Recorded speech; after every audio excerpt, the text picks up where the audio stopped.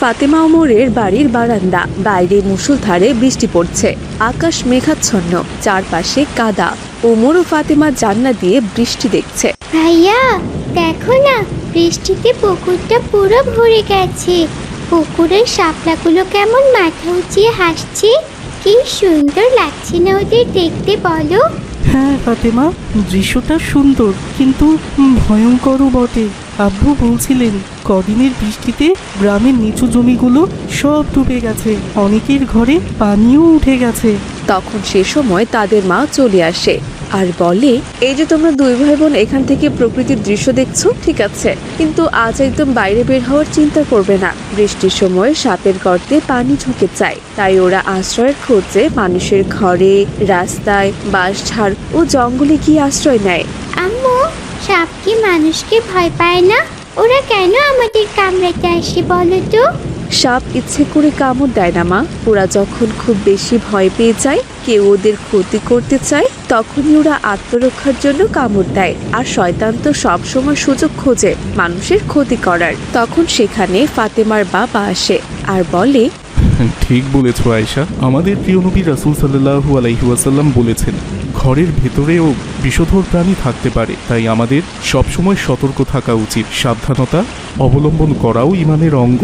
আব্বু, মাহাদের বাড়ি তো খুব কাছেই, আমি কি একটু ওর কাছে যেতে পারি? ও একটা খুব সুন্দর গল্পের বই দিতে চেয়েছিল আমাকে, আমি গিয়ে একটু নিয়ে আসতাম। বৃষ্টির দিনে গল্পের বই পড়তে ভালো লাগে। এখন যাওয়া যাবে না বাবা, চারদিকে অন্ধকার আর বাড়ির পেছনে ঝোপঝাড়গুলো পানিতে ডুবে আছে। সাপের উপদ্রব এই সময় সবচেয়ে বেশি হয় বাবা। আপু, আমি তো চিন্তা করেছিলাম দুপুরে আমি আর মিলি পুকুর থেকে শাপলা তুলবো। শাপলা তুললেও কি বিপদ হবে? খবরদার ফাতেমা, বিলের বা পুকুরের পানিতে এখন নামাই যাবে না। এখন তো সাপ শাপলার পাতাতেও থাকে, তুমি টেরও পাবে না ওরা কখন তোমাকে কামড়ে দেবে। তাই তোমাকে বারবার সতর্ক করছি। হ্যাঁ, মনে রাখবে, বাইরে যাওয়ার আগে বা অন্ধকারে কোনো কাজ করার আগে সবসময় আউযুবিল্লাহ পড়ে আল্লাহর কাছে সাহায্য চাইতে হয়। দোয়া আমাদের বড় বড় বিপদ থেকে রক্ষা করে। হ্যাঁ আছে, তোমরা এই দোয়াটি মুখস্থ করে নাও। আউযুবিকা লিম্মাতিল্লাহি তাম্মাতি মিন শাররি মা খালাক। এর অর্থ হলো, আমি আল্লাহর পরিপূর্ণ কালেমা সমূহের ওসিলায় তার বৃষ্টির অনিষ্ট থেকে আশ্রয় চাইছি। আমি এখনই এটা মনে মনে পড়ে নিচ্ছি। আল্লাহ আমাকে নিশ্চয়ই রক্ষা করবেন। বাবা মায়ের এমন কড়া শাসনে ফাতেমা কিছু সময়ের জন্য ঘরে থেকে গেলেও ফাতেমা ওমরের মন মানছিল না। বয়ানের ওসিলায় তারা মনে মনে বাইরে যাওয়ার ফোন দিয়ে আনতে থাকে। ঠিক সেই মুহূর্তেই জান্নার ওপাশে এসে হাজির হয় তার বন্ধু মাহাদি। ওমরের ঘরের জানালায় মাহাদি বাইরে দাঁড়িয়ে ছাতা মাথায় দিয়ে চুপি চুপি ডাকছে, ওমর, হাই ওমর, ঘুমাচ্ছ নাকি তুমি? জলদি জানালার কাছে আসো। আরে মাহাদি, তুমি এই বৃষ্টির মধ্যে তুমি এখানে কেন? বাবা তো আমাকে বাইরে বের হতে একদম নিষেধ করেছেন। আরে শোনো ওমর, এক দারুণ খবর আছে। আমাদের বাড়ির পেছনের বড় বাচ্চারে একটা বিশাল লম্বা অজগর সাপ দেখা গেছে। গ্রামের সবাই দেখতে যাচ্ছে। অজগর? বলো কি ভাই?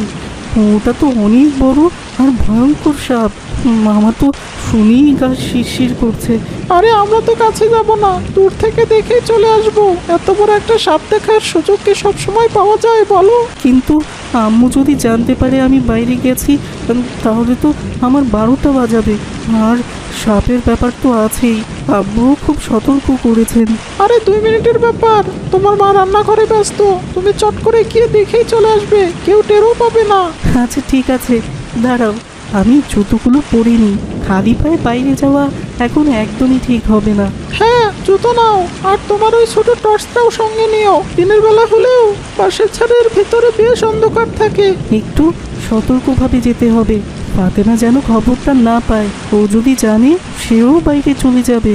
চিন্তা করো না ওমর, ও খেলছে মিলির সাথে, আমি জানালা দিয়ে দেখলাম। তুমি জলদি আসো, দেরি হলে সাপটা হয়তো গর্তে ঢুকে পড়বে। হ্যাঁ হ্যাঁ, বিসমিল্লাহ বলে পা বাড়াচ্ছি, আল্লাহ ভরসা। শুধু একটু দেখেই চলে আসবো। জানো তো ওমর, এই বর্ষার সময় সাপগুলো অনেক বেশি রাগী আর ক্ষিপ্ত থাকে, একটু বিরক্ত করলেই সবল দিতে চায়। হুজুরও সেদিন ওয়াজে বলেছিলেন, বন্য প্রাণীদের বাসস্থানে অযথা ডিস্টার্ব করতে নেই, আমরা দূর থেকেই দেখব। ঠিক বলেছ, আমরা তো ওর কোনো ক্ষতি করব না। শুধু দেখে একটু জ্ঞান অর্জন করবো আর কি। এভাবে মাহাদির পিছু পিছু ওমরও অজগর দেখতে বের হয়ে গেল। কিন্তু ঘরের ভেতর ফাতেমা ও তার বান্ধবী মিলিকে নিয়ে বসে আছে। তারা মাহাদি আর ওমরকে বাইরে যেতে দেখে মা বাবার চোখ ফাঁকি দিয়ে বাগানে যাওয়ার পরিকল্পনা করে ফেলে। তারা জানতো না যে শৌখিনতা আর অবাধ্যতার মাসুল কত ভয়াবহ হতে পারে। বাড়ির পেছনের বাগান অনেকটা ঝোপঝাড় এবং লম্বা ঘাসে ভরা। ওমর চলে যাওয়ার পর ফাতেমা আর মিলি বড়দের চোখ ফাঁকি দিয়ে বাগানে বেরিয়েছে। মিলি আসো জলদি, মা এখন আসরের নামাজে বসেছেন, এটাই সুযোগ শাপলা ফুলগুলো দেখার।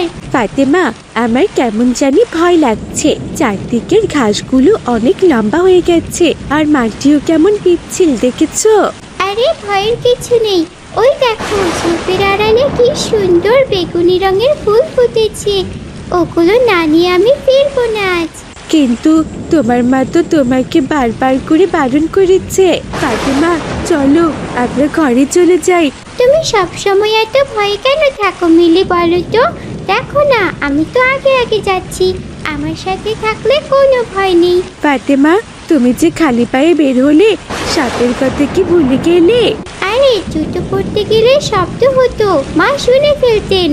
আর ঘাসগুলো অনেক নরম, খালি পায়ে হাঁটতে কি যে আরাম লাগছে। একটু দাঁড়াও, ওই দেখো বড় কচুর পাতার নিচে কি কি কি কি কি যেন একটা নড়ছে বলে মনে হলো। আমার ভয় লাগছে বাবা, চলো চলো বাড়িতে চলে যাই। এখানে থাকাটা একদম একদম ঠিক হচ্ছে না। কোথায়? ওটা তো বোধহয় বড় কোনো ব্যাঙ বৃষ্টির পানিতে লাফাচ্ছে, তুমি শুধু শুধু ভয় পাচ্ছ। না ফাতেমা, আমার মন বলছে কিছু একটা অশুভ ঘটতে যাচ্ছে। চারদিকটা হঠাৎ কেমন যেন নিস্তব্ধ হয়ে গেল। দেখো না, দেখো। আর একটু সামনে চলো না মিলি, ওই যে নীলফুলটা দেখা যাচ্ছে না, ওটা ছিঁড়ে নিয়েই আমরা চলে যাব। ফাতেমা, ওদিকে যেও না, ঝোপটা খুব ঘন। হুজুর বলেছিলেন না যে নির্জন ঝোপে শয়তান আর বিষধর প্রাণীরা থাকে, যেও না। আরে আমি দোয়া পড়ে নিয়েছি। আরে হঠাৎ কিসের শব্দটা কোত্থেকে আসছে বলো তো? ফাতেমা, পিছাও, ওই যে দেখো একটা কালো ফানা তোলা সাপ তোমার ঠিক পায়ের সামনে। ও আল্লাহ, এটা তো অনেক বড় সাপ। আমার পায়ের সামনে কি করছে? ও মা গো, ও বাবা গো। ফাতেমার এক মুহূর্তের অসতর্কতা আর বাবা মার অবাধ্যতা নিমিষে বড় বিপদের রূপ নেয়। তার আত্মচিৎকারে স্তব্ধ হয়ে যায় চারপাশ। আর্তনাদ শুনে দৌড়ে আসে একটু দূরে বাঁশঝাড়ে থাকা ওমর ও মাহাদি। কিন্তু ততক্ষণে অনেকটা দেরি হয়ে গেছে। বাগানের ঘন ঝোপের ভেতরে ফাতেমা তীব্র যন্ত্রণায় মাটিতে লুটিয়ে পড়েছে। একটি কালো গোখরো সাপ দ্রুত ফনা নামিয়ে ঝোপের ভেতর হারিয়ে যাচ্ছে। ভাইয়া, আমি আর পারছি না, কেউ বাঁচাও আমাকে। ওমর ভাইয়া, বাঁচাও বাঁচাও, ফাতেমাকে সাপ কামড়েছে। কে কোথায় আছো? জলদি এসো। আমার পাটা কেমন অবশ হয়ে আসছে, মনে হচ্ছে কেউ সেখানে আগুন জ্বালিয়ে দিয়েছে। ফাতেমা, তুমি একদম নড়ো না, আমি লোক ডাকছি। কেউ কি আছেন? দয়া করে সাহায্য করুন। ফাতেমা, এ কি করলে তুমি বোন? তুমি কেন এই ঝোপের ভেতর আসতে গেলে? হাই আল্লাহ, এটা তো সাপের কামড়ই মনে হচ্ছে ওমর। ফাতেমার চোখের মণিগুলো কেমন যেন হচ্ছে ওমর, তাড়াতাড়ি ওকে হাসপাতালে নিতে হবে। ফাতেমা, কথা বলো বোন, আমি তোমাকে না করেছিলাম, তুমি তারপরও বাইরে বের হলে কেন? আমার অবাধ্য হলে? ভাইয়া, আমাকে মাফ করে দাও, আমি ভেবেছিলাম কিছুই হবে না, আমি খুব বড় ভুল করেছি। ওমর, কান্নাকাটি পরে করো, আগে সাপের বিষ ছাড়ানো বন্ধ করতে হবে। জলদি যেখানে সাপ কামড়িয়েছে সেখানে একটা বাঁধন দাও। আমার রুমালটা ছিঁড়ে ফেলেছি। মাহাদি, ধরো, সাপের কামড়ের একটু উপরে শক্ত করে বেঁধে দিতে হবে। ভাইয়া, আমার খুব শীত করছে, আমি কি আর বাঁচবো না? আব্বু আম্মুকে কি আর দেখতে পাবো? একদম আজে বাজে কথা বলো না বোন, তুমি সুস্থ হয়ে যাবে।